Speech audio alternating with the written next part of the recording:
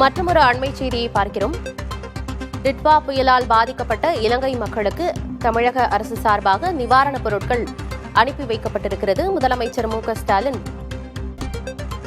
கொடியசைத்து அனுப்பி வைத்திருக்கிறார். அண்மை செய்தியாக பார்க்கிறோம். அந்த காட்சியின் திரையில் பார்க்கிறோம். டிட்வா புயலால் இலங்கையில் பெரும் பாதிப்பு ஏற்பட்டிருக்கிறது. 600க்கும் மேற்பட்டவர்கள் உயிரிழந்திருக்கும் நிலையில் 240 நபர்கள் காணாமல் போய் உள்ளனர். அவர்களை மீட்கும் பணிகளிலும் அங்கு இருக்கக்கூடிய பேரிடர் மீட்புப் படை அதிகாரிகள் ஈடுபட்டு வரக்கூடிய நிலையில் பெரும் பொருளாதார சேதமும் ஏற்பட்டிருக்கிறது. இந்நிலையில் இலங்கை மக்களுக்கு உதவுவதற்காக தமிழக அரசு சார்பாக நிவாரணப் பொருட்கள் தற்போது அனுப்பி வைக்கப்பட்டிருக்கிறது. தகவல்களோடு செய்தியாளர் சந்தானம் இணைந்திருக்கிறார். என்ன விவரம் சந்தானம்?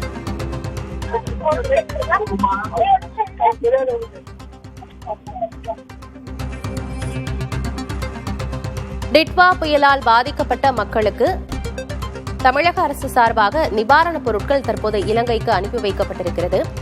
முதலமைச்சர் மு.க.ஸ்டாலின் கொடியசைத்து கப்பல் மூலமாக இலங்கைக்கு நிவாரணப் பொருட்களை அனுப்பி வைக்கிறார். விவரங்களோடு செய்தியாளர் சந்தானம் இணைந்திருக்கிறார். என்ன விவரம் சந்தானம்?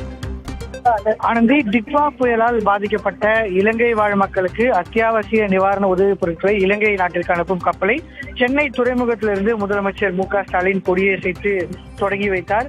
டிட்வா புயலால் பாதிக்கப்பட்ட இலங்கை வாழ் மக்களுக்கு அத்தியாவசிய நிவாரண உதவிப் பொருட்கள் மத்திய அரசுடன் இணைந்து அனுப்பப்படும் என முதலமைச்சர் மு.க.ஸ்டாலின் ஏற்கனவே அறிவித்ததன் அடிப்படையில் இன்று முதற்கட்டமாக 1,19,75,000 ரூபாய் மதிப்பிலான பொருட்கள் சென்னை துறைமுகத்திலிருந்து அனுப்பப்படுகிறது. குறிப்பாக 300 மெட்ரிக் டன் சர்க்கரை, 300 மெட்ரிக் டன் பருப்பு, அதே போன்று 5,000 புடவைகள், 5,000 வேட்டிகள் என 10,000 போர்வைகள் என இங்கு சென்னை துறைமுகத்திலிருந்து அனுப்பப்படுகிறது.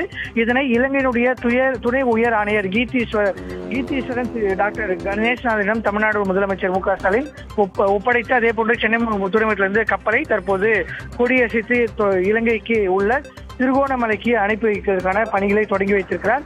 அதே போன்று தூத்துக்குடி துறைமுகத்திலிருந்தும் 150 மெட்ரிக் டன் சர்க்கரை, அதே போன்று 150 மெட்ரிக் டன் பருப்பு பொருட்கள் என 2,32,35,000 மதிப்புள்ள நிவாரணப் பொருட்கள் தூத்துக்குடி துறைமுகத்திலிருந்து இலங்கைக்கு அனுப்பி வைக்கப்பட்டது.